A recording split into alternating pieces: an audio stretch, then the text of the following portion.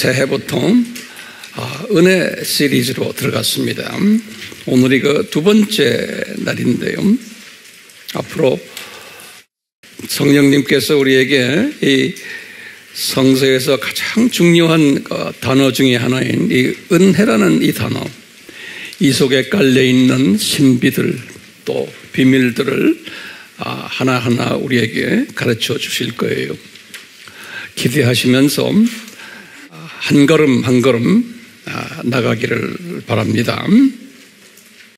오늘 말씀은 조금 어려울 수도 있지만 상당히 중요한 말씀이기 때문에 우리 하나하나 공부하면서 나가기를 바라요.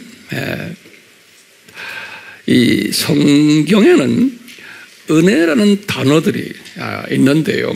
그 은혜라는 단어를 이스라엘 말로 히브리 말이죠. 히브리 말로는 CHEN 그래요. 그래서 이것을 어떤 사람들은 발음을 hen이라고도 발음하고 CHEN 또는 캔이라고 발음하고 그래요. 은혜. 근데 유대인들의 단어예요. 은혜.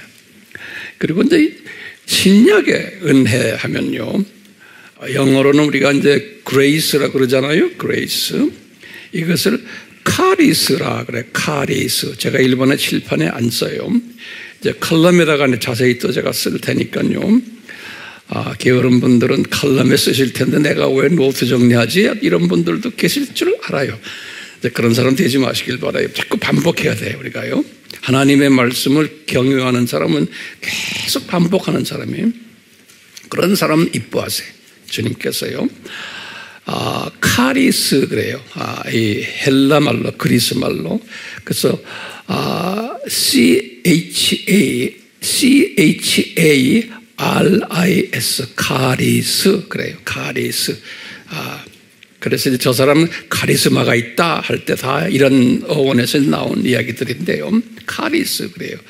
그래서 이제 히브리 말로는 뭐라고 그랬어요? 히브리 말로는 hen 또는 캔 그래. 그러니까 CH가 그 복합적으로 발음되는 거예요. 그 캔 이런 소리, 캔 이런 소리예요. 그 hen 그렇게. 그래서 그냥 hen 하면 안 돼. 그 붙이고는 그 hen 이렇게 발음을 해. 우리 말에는 없는 발음이에요. 그 다음에 그리스 말로는 뭐예요? 카리스 그래요. 영어로는 뭐예요? grace 그래요. grace 이렇게 요 단어들 기억해 주시길 바라요. 제가 이제 성경을 쭉 들여다보니까 요 카리스라는 요 단어가 은혜라는 단어가 구약에는 32번 나와요. 제가 이렇게 카운트를 해보니까요. 그리고는 신약에는 꽤 많이 나와요. 128번 나와요. 그리고는 은혜스럽다라는 영어로는 gracious 그러잖아요. 은혜스럽다. 하나님이 은혜스럽다. 이런 은혜스럽다라는 단어는 구약에서는 32번 나오고 신약에서는 2번밖에 안 나와요. 네. 이렇게 grace라는 그 숫자가 성경에는 있다는 것을 참고로 그냥 알아주시기를 바라요. 보다시피 신약에 더 많이 이 단어들이 나옴을 우리가 알 수가 있어요. 이제 하나하나 나중에 때가 되면 우리가 이제 더 자세히 이제 공부하게 될 건데요. 자, 그러면 우리 또 질문이 있어요. 이 은혜라는 단어예요. 이 은혜라는 단어 속에 숨겨져 있는 하나님의 뜻이 있어요. 이 은혜라는 단어 속에 굉장히 중요한 개념이기 때문에 우리가 오늘은 좀 신학적인 개념들을 제가 좀 말씀드리려고 그러기 때문에 이제 쉬운 말로 제가 잘 표현해 드릴게요. 은혜라는 grace라는 이 단어 속에 숨겨진 뜻이 있어요. 이 뜻이 뭐냐면요. 어떤 표현으로 하면은 뭐냐면 grace라는 그 뜻 속에 favor, 영어로는 favor, 그것을 한국말로는 은총이다 이렇게 이제 번역을 했어요. favor라는 것은 호의, 한국말로는요 호의, 누구누구에게 호의를 베풀다 그럴 때 호의 또는 은총이라고 어떤 성경에는 그렇게 번역이 되어 있어요. 그러니까 같은 뜻이에요. 그레이스나 페이버란 말 알죠? 누구에게 페이버를 준다 그러죠? 호의를 베푼다 이런 뜻이에요. 같은 동의어인데 이렇게 표현한 것들이 있어요.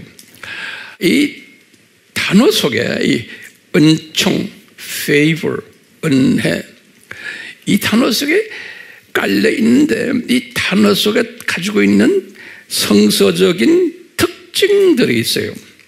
제가 한 7가지로 이렇게 정리를 해봤는데요. 요 은혜라는 요 단어 속에 깔려 있는 성서적 특징들이 있어요. 페이보에 대한 특징들이 그 특징들 하나하나 우리가 이제 공부하면서 이제 묵상하면 크게 은혜가 돼요.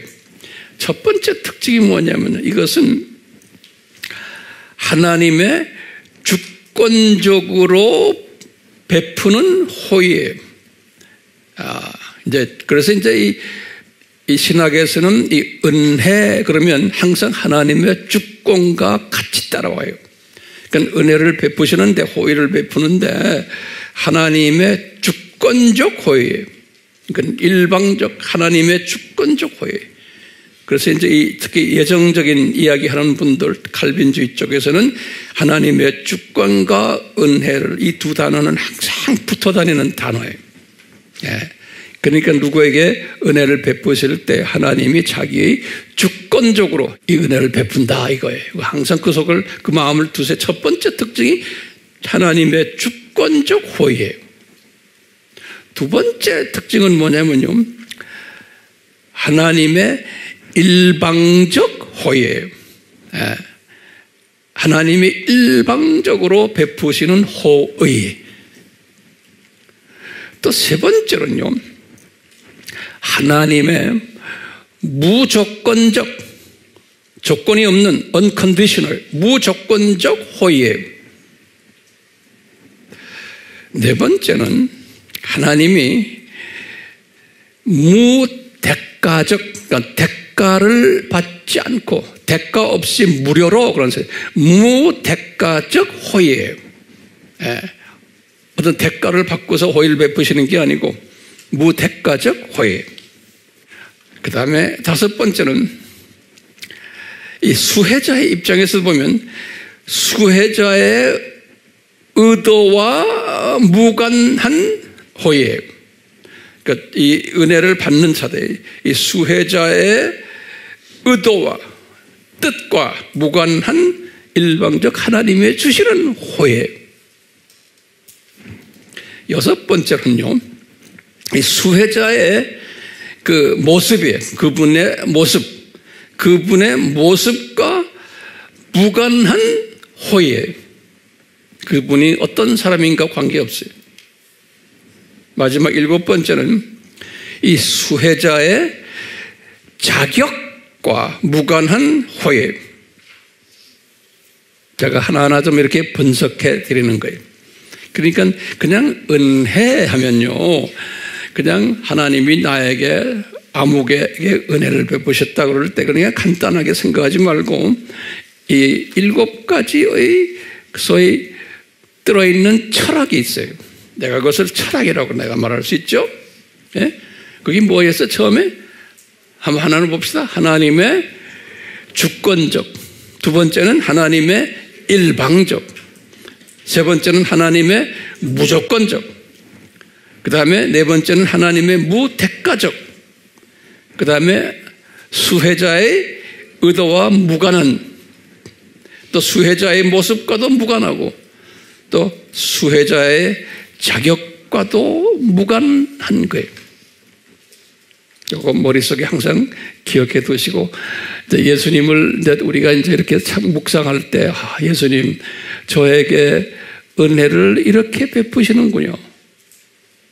그리고는 주변을 보면서 내 사랑하는 형제들, 내 자녀들, 모든 분들에게 이런 은혜를 베푸시는군요. 이렇게 구체화 한번 해보는 거예요. 묵상하는 거예요. 그럼 우리 예수님이 기뻐하시겠죠? 예? 예. 자, 우리가 베푸신다는 단어가 있어요. 은혜를, 그러니까 베푸시는 거예요. 그렇기 때문에요. 자, 이 베푸신다는 그 뜻이 뭐냐면요. 윗사람이 위에 계신 분이 또는 나보다 나은 분이 아랫사람에게 나보다 못한 사람에게 베푸는 것을 우리가 베푼다 그래요. 그렇죠? 그러니까 이 베푼다는 이 단어를 우리가 은혜를 이분이 우리 삼위 하나님 우리에게 베푸신다. 베푸는데 왜 이분이 베푸시냐? 첫 번째, 이분은 창조자이시기 때문에 피조물들에게 은혜를 베푸시는 거예요. 창조자이시기 때문에. 예. 두 번째는요, 이분은 권력자이시기 때문에 우리에게 베푸시는 거예요. 첫 번째는 이분은 모든 것을 다 갖고 계신 부자이시기 때문에 우리 표현을 하는 거예요. 우리보다 웃분이기 때문에 우리에게 지금 이렇게 베푸시는 분이에요. 네. 정리됐어요? 네. 그러면요, 이 은혜라는 성서에서 은혜를 베푸신다 그럴 때, 요 은혜라는 요 단어 속에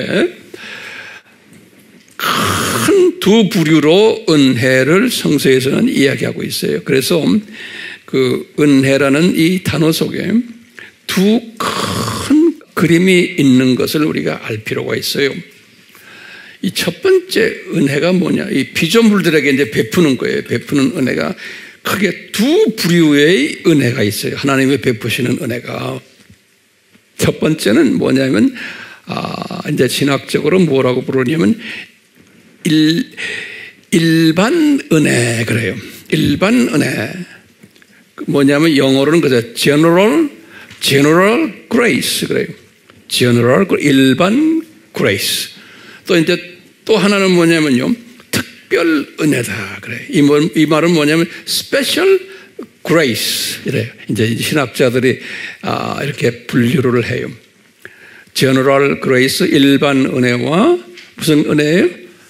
특별 은혜. 이렇게 이제 둘로 나누거든요. 그러니까 여러분들도 항상 이걸 묵상하시길 바라요. 그러면 도대체 황 목사님 이 일반 은혜는 뭡니까? 그러잖아요. 일반 은혜. 그런데요, 알고 보면은 일반 은혜는 특징들이 몇 개가 있어요. 그거를 하나하나 좀 정리해 봅시다. 이 특징이 뭐냐면요, 대상이 있어요. 누구한테 베푸느냐? 일반 은혜를 베푸는 대상이 있는데요. 이 대상이 누구에게 베푸냐면 첫 번째로는 모든 피조물들에게, 다시 말하면 아메바부터 시작을 해서 모든 살아있는 생물들 해서 우리 인간까지 이 모든 피조물들에게 일반 은혜를 베푸세요. 일반 은혜를. 또 하나님 자녀들에게도 일반 은혜를 베푸세요. 하나님 자녀들에게도. 거기다가 또 사탄의 자녀들에게도, 또 사탄에게도, 또 사탄의 똘마니들이 마귀들, 귀신들, 이 모든 이것들에게도 이 일반 은혜를 베푸셔요. 일반 은혜를. 그러면 더 구체적으로 이제 질문을 던져요. 도대체 어떤 은혜이길래 일반 은혜를 베푸십니까? 어떤 은혜인가요? 그러면요, 첫 번째 뭐냐면 생명을 유지케 해주는 은혜를 주세요. 생명을 유지케 하는. 그러니까 모든 아메바부터 시작해서 모든 피조물들은 동식물 할 거 없이 거기엔 생명이 있어요. 그러니까 이 생명을 유지케 하는 거예요. 그러니까 하나님의 자녀들도 이 일반 은혜를 받아서 생명을 유지하면서 우리도 살고 있는 거예요. 그렇죠? 사탄의 자녀들도 똑같이 이 은혜를 받고는 생명을 유지하고 있는 거예요. 사탄도 마찬가지고 마귀 귀신들도 다 이 생명을 갖고서 움직이는 게 뭐든. 그러니까 이 일반 은혜는 모든 피조물들에게 다 주시는 은혜. 그렇죠? 그 은혜가 뭐냐? 생명을 준 거예요. 그 다음에 두 번째는 생명만 준 게 아니고 그 생명이 자라나게 하는, 성장케 하는 은혜도 준 거예요. 자라나게 하는. 그뿐 아니라 요 생명체들이 자기 후손 자녀를 낳게 하는, 씨를 맺어가지고 또 번져나가는, 자녀를 맺게 하는 그 은혜까지 주셨어요. 그래서는 거기에다가 이제 이 자녀들이 또 자녀를 낳고 또 자녀 낳고 하는, 이 자녀 증식하는, 후손을 증식하는 은혜를 다 줬어요. 이 은혜 이제 정리됐어요? 오늘 중요한 말씀 제가 지금 드립니다. 네? 자, 그런데 그걸 어떻게 베푸나요? 라고 이제 질문을 한번 던져보는 거예요. 이 모든 피조물들에게 생명의 은혜를 주시고 성장케 하고 자녀들도 낳게 해서 번성케 하는 이런 은혜를 주셨는데, 그러면 어떻게 이 피조물들에게 은혜를 베푸시나 하면요, 구체적으로 첫 번째 뭐냐면 이 피조물들에게 햇빛을 주고 햇볕을 줘요. 이거 없으면 서바이브 못해요. 피조물들이 햇볕 또 햇빛, 이 두 개가 다 필요하죠. 그렇죠? 이 은혜를 주셨어요, 모든 피조물들에게. 두 번째로 또 뭐겠어요? 물 주셨죠. 물 없으면 이 생명체들이 전혀 살아나지 못해요. 또 뭐 줬어요? 한번 저에게 물어보세요. 공기. 거기다가 토양까지도 주시고 거기다가 음식까지도 다 주셨어요. 이게 지금 무슨 은혜예요? 일반 은혜예요. 그렇죠? 그런데 그 다음에 뭐냐면 이 피조물들에게 은혜를 베푸셨는데 이 은혜를 베푸시는 기간이 있어요. 기간이. 이 기간이요, 아주 한시적이에요. 한시적. 영원히 아니에요. 한시적으로 기간을 정해놨어요. 그래서 때가 되면은 이 피조물들이 다 소멸해버려요. 소멸. 그러니까 이 아메바부터 시작을 해서 이 다른 피조물들이 때가 되면 소멸하게 되어 있는 거예요. 영원히 사는 게 아니잖아요. 그렇죠? 사탄의 자녀들도 이 모든 일반 은혜를 가지고 삶을 살다가 때가 되면 어떻게 돼요? 지옥으로 갔다가 불못으로 던짐받아요. 사탄의 자녀들도. 한시적이에요. 그렇죠? 하나님의 자녀는 어때요? 하나님의 자녀들도 이 세상에 살다가 때가 되면은 이 모든 일반 은혜를 다 놓고 낙원으로 올라가요. 하나님의 자녀들도. 그렇기 때문에 이 모든 일반 은혜가 한시적이에요, 영원해요? 한시적이에요, 이 일반 은혜가. 그렇지만 이 일반 은혜는 모든 피조물들에게 다 필요한 거예요. 그러다가 이제 우리 창조막조 학교가 끝나면은 우리 계시록 21장, 22장에 그랬죠. 모든 이 만물을 새롭게 하신다 그랬어요. 새롭게 하신다. 다시 말하면요, 이제 그 새롭게 되는 저 세상, 거기에도 또 새로운 일반 은혜가 있지 않나 저는 짐작하는 거예요.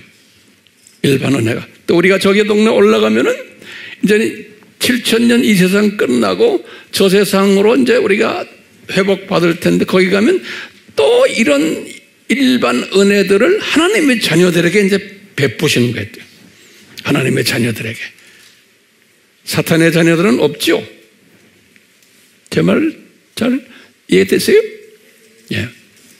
자, 이게 일반 은혜예요. 일반 은혜. 그러니까 주변에 지금 소위 말하는 예수님 안 믿는 타종교 분들 또는 무종교 분들, 예수님을 부인하는 분들도 이 은혜 속에서, 일반 은혜 속에서 지금 다 잘 살고 있는 거예요. 근데 신기하게도 이 일반 은혜를 사탄의 자녀들이 더 엔조이 하는 경우가 많아요. 왜? 성서에서는 그렇게 돼 있어요. 그분들에게 더 많은 것을 준다고 그랬어요. 왜요? 하나님의 자녀들을 교육시키기 위해서. 네. 하나님의 자녀들을 교육시키기 위해서, 창조 목적의 절대성과 중요성을 교육시키기 위해서 요 사탄의 자녀들에게 더 좋은 은혜들을 베풀어 준다라고 하신 거예요. 이분들이 이런 모습인 것을 우리가 많이 공부했어요. 자, 그러면 여러분들이 저에게 황 목사님, 이 특별 은혜는 뭡니까? 이 특별 은혜의 특징을 몇 가지 한번 우리 살펴봅시다. 특별 은혜, 스페셜 그레이스예요. 이 특별 은혜는 대상이 누구냐면요. 이 특별 은혜의 대상이 누구냐면 하나님의 자녀들이에요. 하나님의 자녀들이 지금 일반 은혜들을 다 가지고 있는데 거기에다가 또 업그레이드 돼가지고 특별 은혜를 또 하나님의 자녀들이 받아요. 하나님의 자녀들만 받는 은혜예요. 예, 이 은혜는요. 그래서 우리가 은혜 받았다 할 때는 지금 이 특별 은혜를 받았다라는 측면으로 우리가 보면 되겠어요. 됐어요? 자, 그러면 어떤 특별 은혜인가 한번 하나하나 좀 짚고 넘어가 볼까요? 이것을 다른 말로 표현하면 특별 복이라고 또 다시 한번 재해석을 할 수 있어요. 어떤 복인가? 하나님의 자녀들이 받은 특별 은혜, 특별 복은 무언가? 일반 은혜의 플러스에, 그렇죠? 일반 은혜에 플러스 돼가지고 그 받는 복이 제가 한 7가지를 정리해 봤어요. 첫 번째는 하나님 자녀권을 받는 복이에요. 다시 말하면 천국 시민권 복이에요. 이것은 딴 사탄의 자녀들은 아님, 하나님의 자녀들만 받는 특별한 복이에요. 두 번째는 육과 혼과 영의 육혼영의 영생을 받는 복이에요. 육의 영생, 혼의 영생, 영의 영생. 세 번째는 하나님의 형상을 닮은 복이에요. 그러니까 인격적으로 하나님의 형상을 담는 복이에요. 네 번째는 우리가요, 하나님의 자녀들이 만유를 통치권을 받았잖아요. 그래서 만유 통치권 복이에요. 이게 특별 다 은혜들이에요. 다섯 번째로는 우리는 이 세상에 살면서 이 세상 나그네고 순례자고 학생이 된 복이에요. 여섯 번째로는 예수님을 통한 저주가 말살된 복이에요. 예수님을 통한 저주 말살 복을 우리가 받았어요. 일곱 번째로는 예수님을 통한 복의 회복 복을 받은 거예요. 복의 회복 복. 복잡해요? 아니죠? 네, 잘 소화할 거예요 아마. 그렇기 때문에 지금 우리는 성서에서 예수 그리스도의 은혜를 너희들 입어라, 그 은혜 더 넘쳐라 할 때 그 은혜는 일반 은혜요, 특별 은혜예요. 특별 은혜인 거예요. 다시 말하면 이 특별 은혜의 7가지의 특징들이 있잖아요. 이것이 너희들에게 넘쳐나라는 거예요. 이 7가지 특징들이. 그래서 항상 바울이나 성서의 저자들이 시작부터 마지막까지 항상 말하는 게 뭐예요? 너희들이 이 은혜를 너희들 받아라. 이 은혜를 받아라. 네. 우리 성탄 날에 말 구유에 앉아 누워 계신 어린 양 예수님을 이렇게 보면서 누가복음 2장 40절에 그 아기 위에 하나님의 은혜가 있었더라 그랬어요. 왜냐하면 그 아기가 그 지금 갓난 예수님의 구유에 누운 아기가 하나님의 은혜의 본체예요. 그분이 은혜의 본체. 그러니까 하나님의 은혜가, 그러니까 그분을 통해서 우리가 지금 이런 은혜들을 다 받는 거예요. 일반 은혜, 그 다음에 무슨 은혜예요? 특별 은혜를요. 그 아기를 통해서. 그러니까 우리의 영성이 그 아기를 딱 보면은 이렇게 영성이 이렇게 커져야 되는 거예요. 이거 다 보는 영성을 가져야 돼요.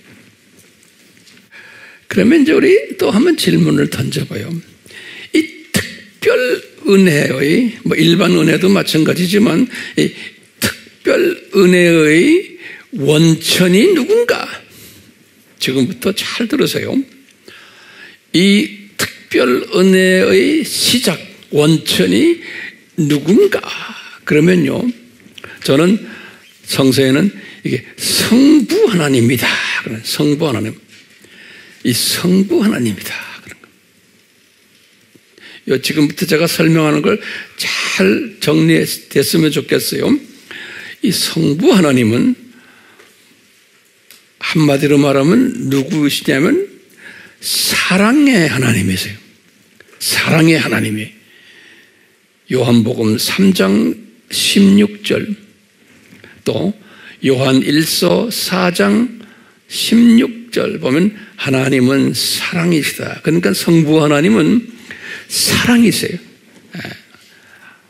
하나님이 세상을 이처럼 사랑하사 독생자를 주셨으니 요한복음 3장 16절이죠. 그러니까 성부 하나님 하면요, 딴 거 다 이제 생각보다는 이분이 사랑이시구나 라는 걸로 이제 한번 정돈해 봅시다. 이 성부 하나님이 사랑이세요. 그래서 우리 잘 아는 우리 바울이 고린도 후서 13장 14절에 축도할 때 뭐라 그래요? 예수 그리스도의 은혜와 하나님 아버지의 뭐예요? 사랑하심이 또 성령님의 교제가 함께 할지어다. 그렇게 이야기하죠. 그 말은 다시 말하면 성부 하나님은 사랑이시다. 사랑. 예. 그런데 이 사랑을 우리 피조물들에게 이제 전할 때, 이 사랑을 이 피조물들에게 전할 때, 이 하나님 아버지는 피조물들과 직접 연관을 맺지를 않으신다고 우리가 삼위일체론에서 배웠죠. 누구를 통해서 하나님의 사랑이 나타나요? 예수 그리스도를 통해서 나타나는 거예요. 예수 그리스도를 통해서 나타나는 거예요. 그래서 예수 그리스도를 통해서 그 사랑이 우리한테 임하는데 그 예수 그리스도를 통해서 우리가 받는 그 사랑을 은혜라 그런 거예요. 은혜. 그러니까 은혜 아까 7가지 했죠. 일방적인 하나님의 주권적인 모든 조건을 보지 않는 하나님의 사랑이에요. 그 하나님의 사랑이 우리에게 조건 없이 오는 그 자체를 은혜라 그런 거예요. 은혜. 자, 그래서 이 예수님이 다른 말로 표현하면 은혜의 통로이신 거예요. 은혜의 통로 되시는 분이. 그러니까 아버지의 사랑을 우리에게 보여주시기 위해서 예수님을 통해서 아버지의 사랑을 보여주시는데 그 아버지의 사랑을 받은 우리가 말할 때 뭐라고 그러냐? 우리가 예수님을 통해서 은혜를 받았다. 그런 거예요. 네, 은혜. 하나님의 사랑 안에 들어왔다. 그래서 은혜를 받았다. 예수님 없이는 아버지의 그 사랑이 우리에게 오지를 못하는 거예요. 이게 우리 기독교의 삼위 하나님의 그 하나의 그 역동적 관계성이. 그렇기 때문에 예수님의 은혜의 통로로 우리에게 이렇게 은혜를 베푸셨다. 다시 말하면 아버지의 사랑을 베푸셨다. 이것을 누구를 통해서요? 예수님을 통해서. 그래서 예수님을 말할 때 항상 뭐라고 말하냐면 은혜. 그런 거예요. 예수님의 은혜가 우리 축도에서도 너희들에게 임할지어다 그러죠. 그 안에는 엄청난 뜻이 들어있어요. 예수님의 은혜가 임한다 할 때. 큰 그림 속에는 하나님의 사랑이 너희들에게 은혜로 임한다. 이렇게 한번 재해석할 수 있어요. 그랬어요. 굉장히 어려운 신학적인 어려운 주제지만 제가 쉽게 좀 정리를 지금 해드리려는 거예요. 그래서 이 성경을 쫙 보다 보면요, 상당히 우리에게 해석하기 힘든 것들이 있어요.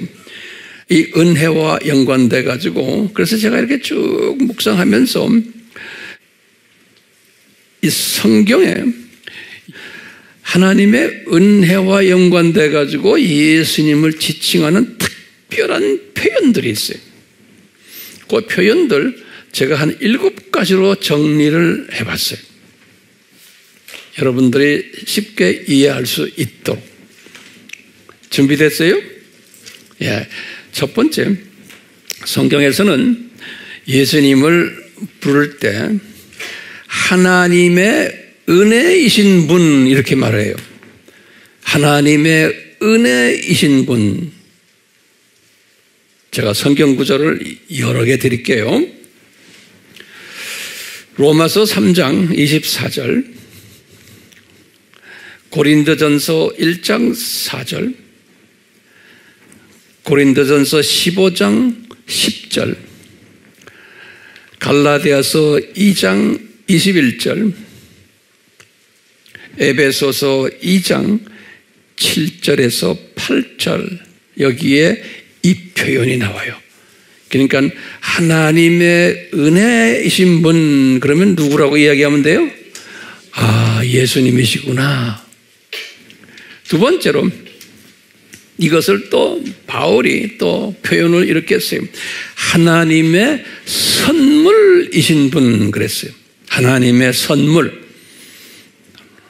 로마서 5장 15절, 에베소서 2장 8절. 세 번째로는 하나님의 은혜의 선물이신 분 그랬어요. 에베소서 3장 7절에. 다 바울이 표현한 것들이. 이 바울이 영성이 깊잖아요. 넓고, 그리고 아카데믹하잖아요. 그러니까 그분에게 이런 이 역동적인 예수님의 정체성을 이분에게 이렇게 다 가르쳐 준 거예요. 이분이 받을 수 있는 그릇이 됐기 때문에 그런 거예요. 이제 우리 이 말씀을 듣는 사람들 중에서도 모든 사람이 다 이걸 소화를 못하지만 소화가 필요한 사람들이 있기 때문에 성령님이 나에게 이 어려운 것을 설명해 주기를 원하세요. 그런 분이 계시기 때문에. 예. 자, 네 번째로는 에베소서 4장 7절에 바울이 이랬어요. 그리스도의 선물이신 분은 그랬어요. 그리스도의 선물이신 분. 또 다섯 번째로 디모데후서 2장 1절에 디모데후서 2장 1절에 예수님이 누구시냐면 그리스도 예수 안에 있는 은혜이신 분 그랬어요. 굉장히 길어요. 그러니까 그리스도 예수 안에 있는 은혜이신 분, 그분 예수님이라는 거예요. 여섯 번째로 구원을 주시는 하나님의 은혜이신 분 그랬어요.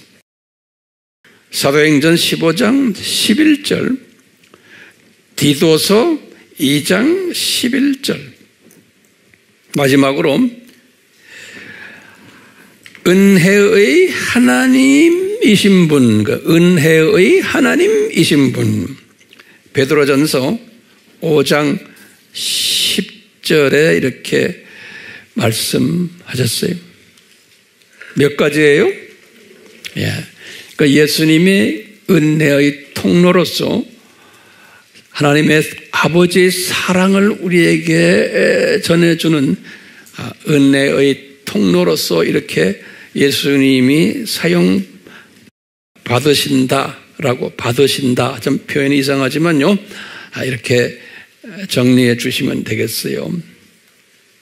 근데 우리 지지난 시간에 성탄 때 이런 말씀했어요. 굉장히 중요한 개념인데 뭐냐면, 그런데 우리 예수님을 통해서 하나님의 자녀가 된 특별 은혜를 받은 우리예요.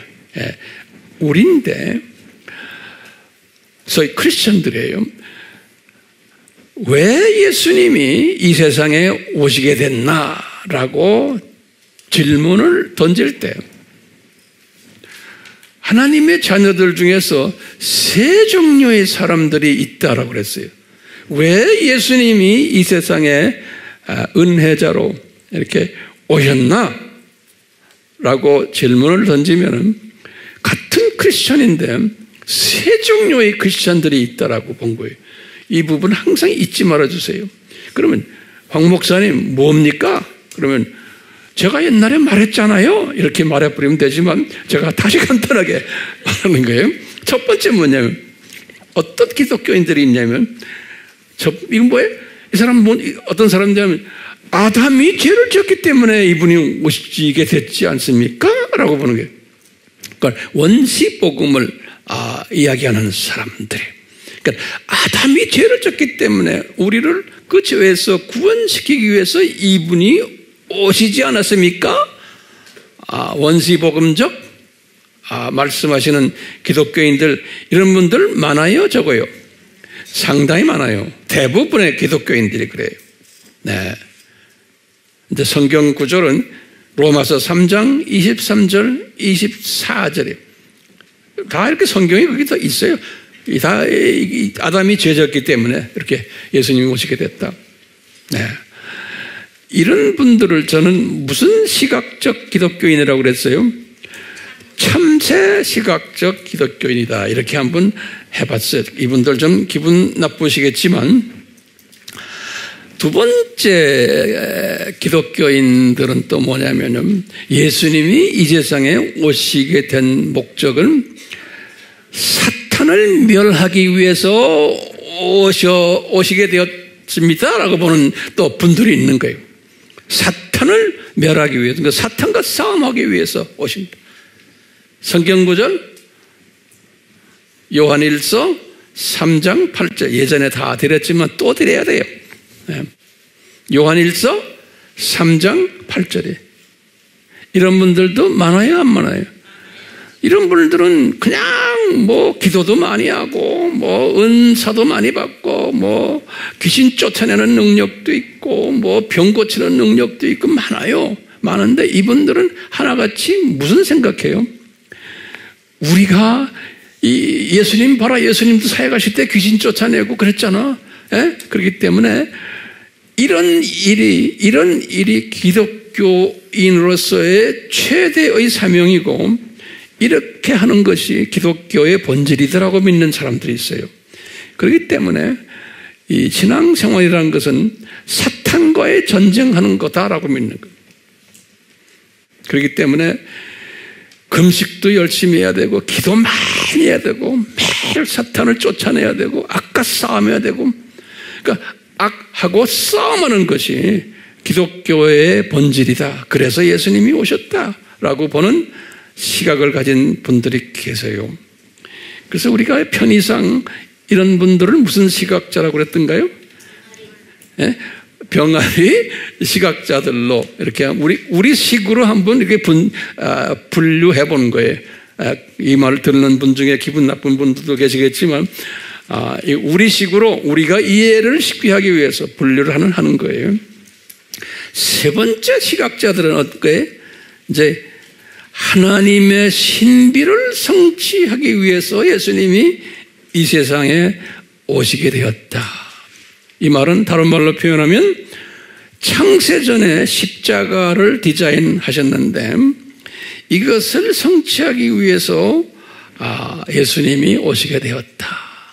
우리는 지금 이 개념을 가지고 매주마다 제가 지금 성서 말씀을 드리고 있어요. 이걸 우리식으로 말하면 독수리 시각자다. 다시 말하면 이런 시각을 가진 사람은 저 세상, 그 다음에 이 세상 7,000년, 또 저 세상 이렇게 보면서 좀 큰 그림을 보는 사람들이다라고 우리가 공부했어요. 그러면 황 목사님, 그러면 이 세 번째 독수리 시각만 가지면 되겠네요? 라고 질문 던진다면 저는 예스에 노예요. 아니에요. 이 세 시각을 다 가지고 있어야 돼요. 이 세 시각을. 이 세 시각을 가지고 있는 모든 사람들, 다 무슨 은혜를 받은 사람들이? 특별 은혜를 받은 사람들이. 특별 은혜를. 근데 이제 문제가 있는 거예요. 이 특별 은혜를 받은 사람들인데, 우리 성서에서는 바울이나 야고보나 요한이나 베드로나 하나같이 편지에다 뭐라고 그러냐면, 기독교인들 보고 시작부터 뭐냐면, 너희들 아버지와 주 예수 그리스도로부터 내려오는 은혜를 받아라. 그리고는 평강으로 가득 차 있어라. 이렇게 꼭 말씀했어요. 그러니까 이 은혜를 받아라 그러는 건 우리가 지금 어떤 이야기 하면 되겠어요? 일반 은혜도 받고 특별 은혜도 받아라. 우리가 이렇게 좀 넓게 이야기할 수 있죠. 또 더 좀 좁은 의미로 보면은 시각을, 독수리 시각을 받아라. 이렇게도 우리가 해석할 수 있겠죠. 그런데 그 은혜와 그 다음에 평강이라는 단어가 항상 붙어 다녀요. 이게 중요한 개념이에요. 이 은혜를, 일반 은혜와 특별 은혜를 받은 사람은 거기에서 나타나는 표적이 뭐냐면 평강으로 나타나요. 평강으로 나타나도록 디자인되어 있는 거예요. 그런데 1세기 때 이 편지들을 받은 수신자들을 보면은 이 은혜는 받았는데 평강이 없었던 거예요. 대부분의 수신자들은, 또 2000년 기독교 역사 속에서 크리스찬들이 이 평강이 없었어요. 왜 그럴까요? 왜 그럴까요? 하면 여러분들 대답 어떻게 하실래요? 평강이 없는 이유가 이 사물을 이렇게 보거나 세상을 보거나 특별 은혜를 볼 때에 소위 요 병아리 시각으로 보는 거예요. 모든 사물을. 그 예수님의 은혜도 병아리 시각으로 처음에 보는 거예요. 그러니까 우리는 예컨대 병아리 시각이 뭐였죠? 우리가 예수님을 위해서 우리가 지금 신앙생활을 하지만 우리 할 일은 뭐냐? 사탄과 싸워야 되고 악과 싸워야 되고 또 열심히 기도해야 되고, 안 그러면은 항상 불안한 거예요. 기도만 안 해도. 또 그냥 뭐 핍박을 하는 저분과 싸워야 되고, 또 로마 제국과도 싸워야 되고, 이 모든 크리스천 라이프가 이 싸우는 데 집중되어 있는 거예요. 그렇기 때문에 항상 얼굴 보면은 심각한 거예요. 그러니까 열심히 신앙생활을 하는데 항상 보면 심각한 거예요. 왜? 안 하면 안 돼. 그러니까 해야 돼.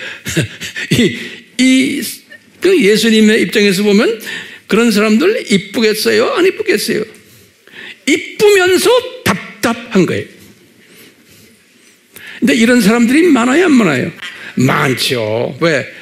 천국에는 이런 영적 유아들, 영적 어린이들이 많게끔 되어 있는 거예요. 이건 하나님의 디자인이에요. 저쪽 천국 하나님 나라에. 그렇기 때문에 특별 은혜를 받았지만 시각이 그 시각에 예수님이 이 세상에 오신 것은 사탄과 싸움하기 위해서 오셨다. 요 수준으로 보는 거예요. 그리고는 사탄을 쫙 싸움에서 이기면은 이 세상 복 주고 나에게 모든 것 주신다. 그리고 우리가 이 사탄 이놈들에게서 해방당한다. 이런 생각으로 하는. 근데 이렇게 생각하는 크리스찬들이 전 세계 어디나 무수하게 많아요. 제 보기에는 한 60-70%의 크리스찬들이 이 수준에 있는 사람들 같아요. 그러니까 이런 분들은 이렇게 심각하게 예수님을 섬기다가 그 다음에 때가 되면 낙원으로 가는 거예요. 그렇죠? 그러니까 굉장히 고생하다가 낙원에 가는 사람들. 그 낙원에 올라가서 딱 보니까 예수님이 너 정말 수고 많이 했다. 싸움하다가 왔으니까. 이제 그렇게 할 거예요. 그렇지만 올라가서 이제 이게 아닌데 내가 시각이 너무 좁았구나 이렇게 이제 보게 될 거예요. 그렇기 때문에 평강이 있어라 성서에는 그냥 그렇게 말했는데 기독교인들에게 평강 없이 그냥 살다가 간 거예요. 평강 없이. 근데 그게 나쁜 게 아니에요. 저는 나쁘다고 이야기하는 게 아니에요. 이런 사람이 많아야 돼요. 그러니까 내가 지금 말하는 건요. 우리 주변에 이런 사람들 많을 때 그분들을 사랑해주고 더 위해주고 어깨 두드려주고 이래야 되는 거예요. 이거 아니야. 이거 틀렸어. 이러시면 안 돼요. 내 말 들으세요? 이분들 참 고생하는구나. 그대로 열심히 하도록 놔둬야 돼요. 그러니까 평강이 없는 거예요. 그러니까 평강이 없으니까 항상 눈물바다고 항상 불편하고 그러다 보니까 뭐 온갖 뭐 성인병도 들고 그래요. 왜냐하면 예수님을 잘 믿는데도 평강이 없으니까 세상 사람들이 의학적으로 보면 평강이 없으니까 면역력이 떨어질 수밖에 없는 거예요. 어떻게 생각하세요? 근데 거기서 한 단계 더 업그레이드 된 분들이 뭐예요? 무슨 시각에? 참새 시각자들이. 예수님이 아담 원죄 때문에 오시게 됐다? 이런 분들도 엄청나게 많은 거예요. 그렇죠? 그러니까 이런 분들도 예수님이 엄청 사랑하잖아요. 사랑하는데 이분들이 참새 시각이기 때문에 이 큰 하나님의 나라의 그림을 보지를 못하는 거예요. 그러니까 이분들은 열심히 신앙생활하고 열심히 예수님 잘 섬기고 하다가 그냥 전도도 좀 하고 하다가 그냥 고작해야 내 민족 전도라 할까요? 안 그러면 우리 교회의 성장을 위해서 열심히 주변 보이는 여기에만 그냥 관심이 있는 사람들이 열심인 사람들이. 그러니까 내 가정 잘 되고 내 교회가 잘 되고 우리 교단이 잘 되고 이 수준에서 머물러서 열심히 하는 분들이. 이런 분들, 첫 번째 분들보다는 평강이 있겠지만 평강이 없는 거예요. 왜? 지금 세상을 보니까 악해요. 나쁜 놈들이 너무 많고, 그냥 나쁜 놈들이 정치꾼들, 경제하는 사람들, 사회의 모든 영화 배우들, 탤런트들, 하는 전 세계 텔레비전만 열어보면 그냥 악이 꽉 차 있어. 그러니까 그거 가지고 열을 받는 거예요. 열 받으니까 TV만 보면 열이 나니까 스트레스 받으니까 평강이 없는 거예요. 아무리 예수님 저놈들 좀 없애주세요. 저 얼굴부터 보기 싫어하죠. 저놈은.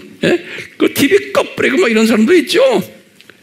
그러면서 그러니까 점점 더 열만 받지 평강이 없는 거예요.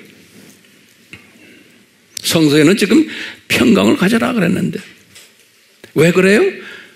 한마디로 뭐예요? 시각이 그 정도 시각이기 때문에 그래요. 세상을 보는 시각이. 다시 말하면 이 산고가 더 심해져야만 된다라는 것까지 귀로 듣기만 하지만 그것을 현실화시키지는 못하는 거예요. 자, 어떤 사람이 평강을 가지게 될까요? 그러면 말할 것도 없죠. 독수의 시각을 가진 사람은요, 이 모든 우리 지금 주변에 보이는 이 모든 산고들을 봐도 그것을 위에서 내려다보기 때문에 평강을 가질 수 있는 거예요. 그리고 감사가 오는가, 주님의 뜻이 이루어지는구나. 그러니까 내가 주변을 깨워야지, 외쳐야지, 이런 큰 마음을 가지게 되는 거예요. 이런 사람들은 열심히 댓글 달아가지고 거기에다가 자기의 영성을 부어넣는 거예요.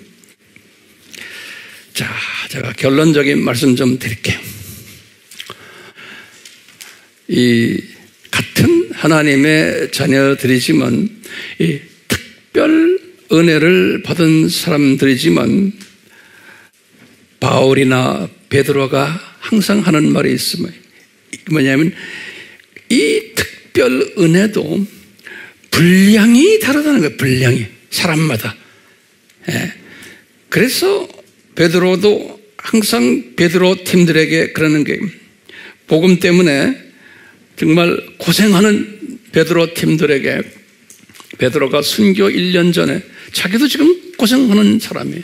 그런데 베드로전서 1장 2절에 뭐라고 그랬어요? 은혜와 평강이 너희들에게 더욱 풍성하기를 원한다 그랬어요. 다시 말하면 이것이 사이즈별로 다르다는 거예요. 사람의 사이즈별로. 이 평강이 더 있기를 원한다. 더 있기를. 그러면서 베드로가 뭐라고 그랬어요? 결말에서 베드로 후서예요. 베드로 후서에서 3장 18절에 제가 칼럼에도 이야기했지만 이 평강을 더 있게 하려면은 예수 그리스도를 아는 지식으로 성장해야 된다는 거예요. 이 말은 뭐냐면 예수 그리스도가 은혜의 통로인 이분에 대한 지식이 많을수록 독수리 시각자가 되면서 평강이 생겨난다는 거예요.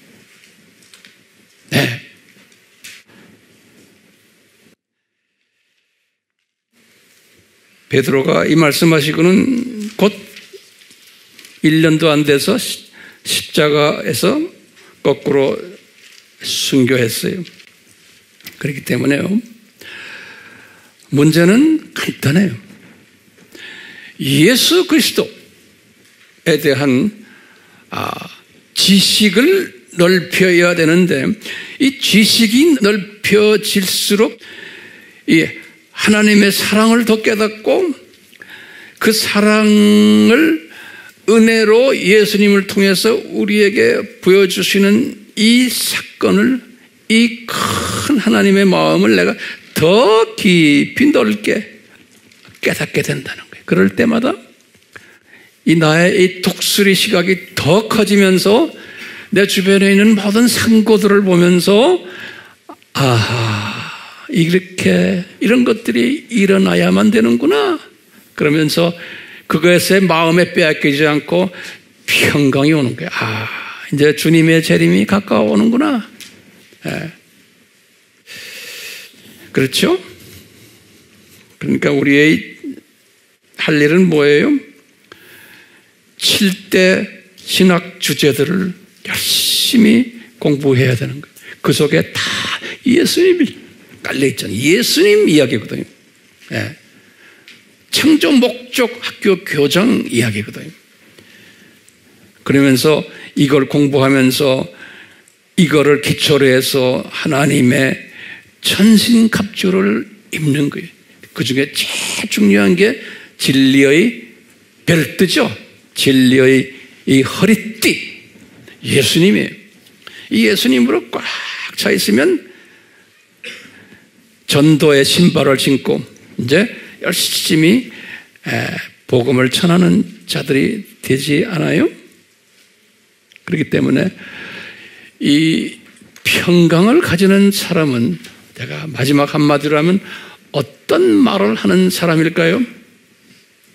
그러면 아하 구나 요 말을 매일 하는 사람이에요.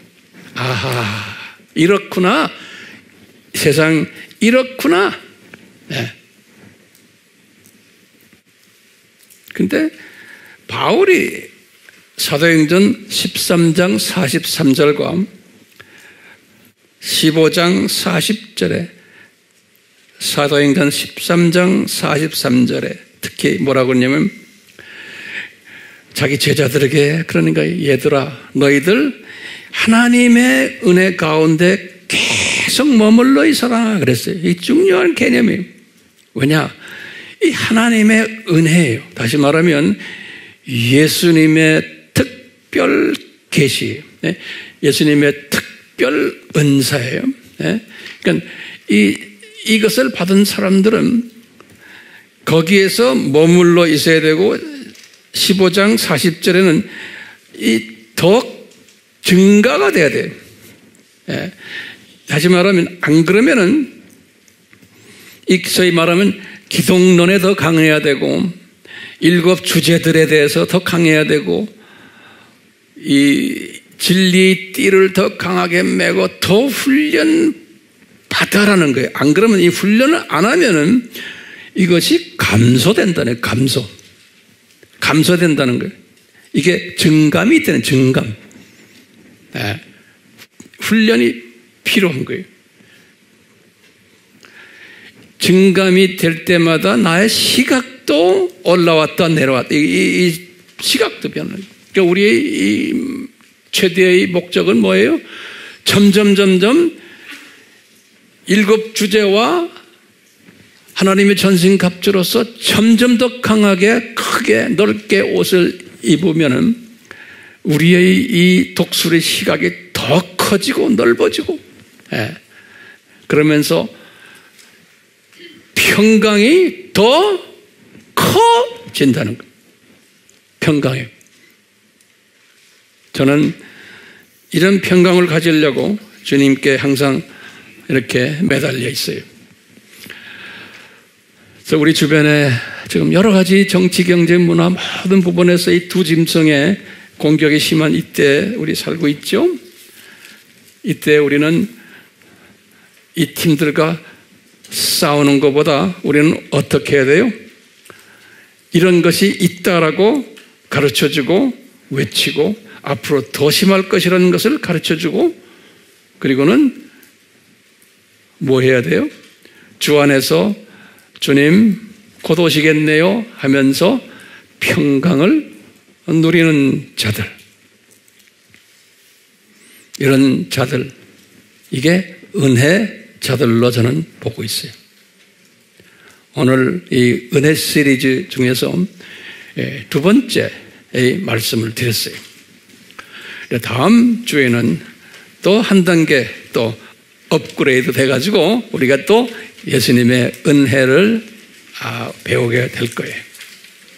주님께 영광 올려드립니다. 아멘. 그렇기 때문에 우리는 항상 예수님을 더 알아야 돼요.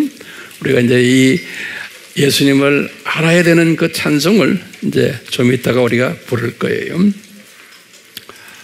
예수님, 저희들에게 계속해서 은혜를 주시되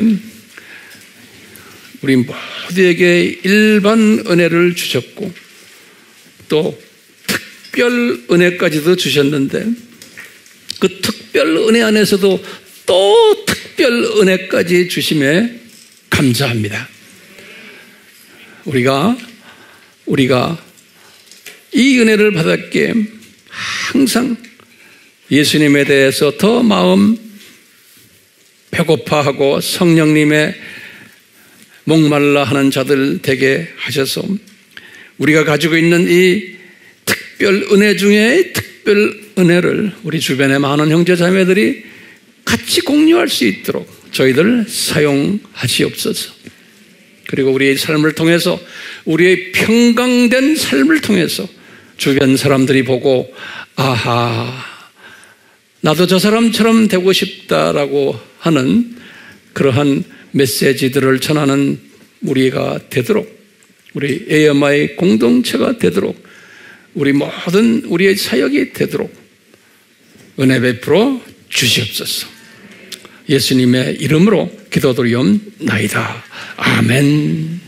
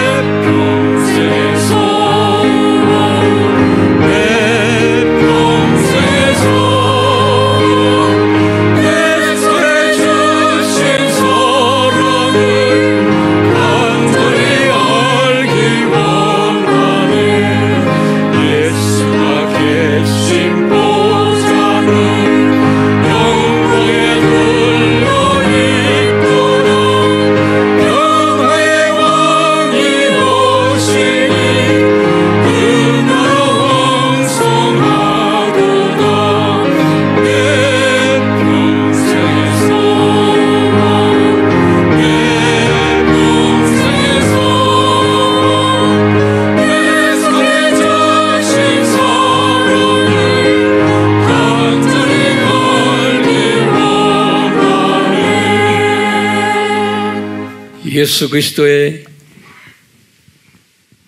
은혜와 하나님 아버지의 사랑하심과 성령님의 교제케 하심이 우리 모두에게 항상 있기를 축원하옵나이다. 아멘.